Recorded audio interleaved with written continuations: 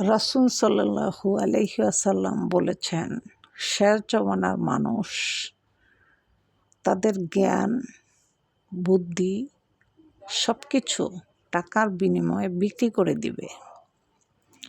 কারণ তাদের জ্ঞান, একজন কোরআনের হাফেজ যখন সে হবে, তখন সে টাকার বিনিময়ে তার এই শিক্ষা অর্জন যেটা করছে সেটা টাকার বিনিময়ে সে বিক্রি করবে তার জ্ঞান। এটা শেষ জমানার মানুষ করবে।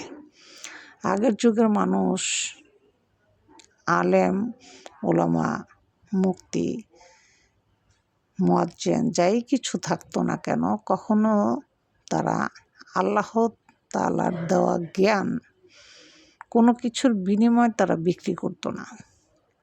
কিন্তু শেষ জমানার মানুষ টাকার বিনিময়ে সে জ্ঞান বিক্রি করবে।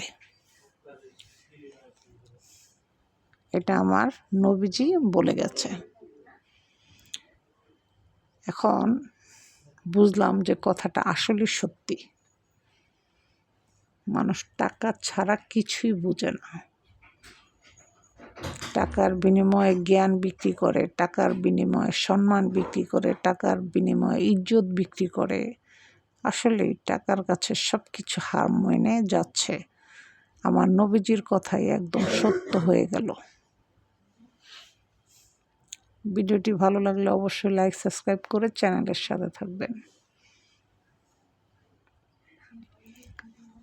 জ্ঞান এমন একটা জিনিস, সেটা আল্লাহ তাআলার দান। কখনোই টাকার বিনিময়ে বিক্রি করবেন না, এটা অনুরোধ।